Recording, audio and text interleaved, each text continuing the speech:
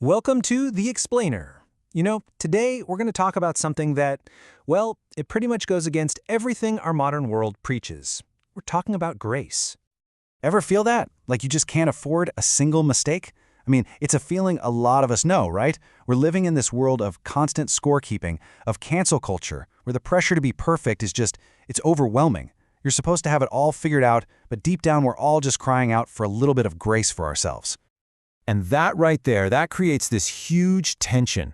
The author Philip Yancey actually has a name for it, a world of ungrace. Think about it.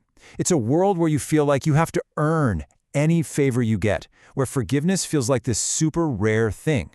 It's a system built on merit, where we're all just running on a treadmill, constantly trying to prove we're good enough. But what if there's a totally different way to operate? A system that's not built on earning, but on a gift. Well, that's where the biblical idea of grace comes in. And here's one of the best definitions I've ever come across.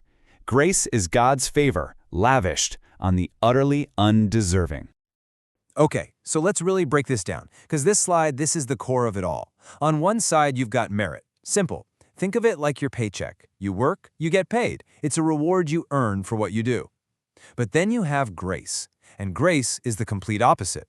It's what you're given. It's an unearned, unmerited favor, a spontaneous gift. You can't work for it, you can't hustle for it. So this all sounds great in theory, right? But what does it actually look like in real life? Because that's where it really matters. Abstract ideas are fine, but a story makes it real. So let's check out this true story from author John Piper that shows what grace looks like when everything falls apart. Okay, so put yourself here. You're on a family road trip. It's one of those beastly hot July days, the kind where the heat is just shimmering off the asphalt. And then it happens. The car's water pump just gives out. You're stranded on the side of the interstate, 20 miles from the nearest town, and cars are just whipping past you. It feels totally hopeless. So they try everything they can think of, right? Nothing works. And then one of the sons says, "Daddy, we should pray." And so right there, behind their busted car, on the shoulder of a crazy busy interstate, the family prays for help.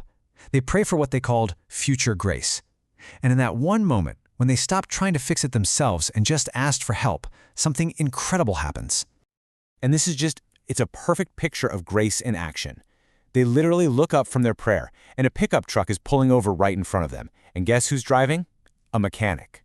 A mechanic. He drives to the nearest town, gets the parts, comes back, and fixes the car right there on the spot.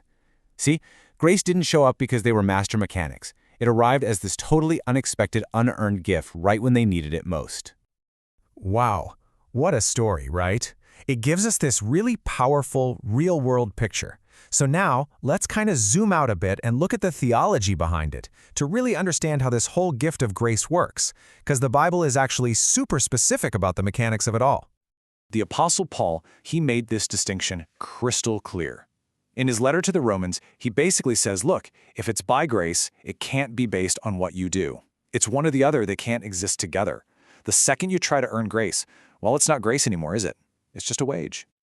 Okay, now this next part is a little tricky, but it's so important. You might be thinking, so is grace totally unconditional, no strings attached? Well, not always. For instance, the Bible says God gives grace to the humble, but opposes the proud. So being humble is a condition, right? But, and this is the key, conditional grace is not the same thing as earned grace. Imagine a rich benefactor says they'll pay your entire college tuition on the condition that you graduate high school. Now, you met the condition, but did you earn that $80,000 gift? No way. You just put yourself in a position to receive it. So that leads to the big question. If we don't earn it, how in the world do we get it? The biblical answer is actually pretty simple: faith. And faith isn't some complicated thing. It's just the act of turning away from our own strength, our own abilities, and instead just trusting in God's resources. Think of faith as the open hands that are ready to receive the gift. It's the channel that lets grace flow right to you. And here's something we really need to get. Grace isn't just about forgiveness. It's not like a get-out-of-jail-free card for when you mess up. It's so much more than a one-time pardon. It actually has the power to change us, like fundamentally, from the inside out. Yeah, in Christian theology, grace is seen as this continuous, active force. It's like a sphere of power that you live in, something that defines you and brings you to life.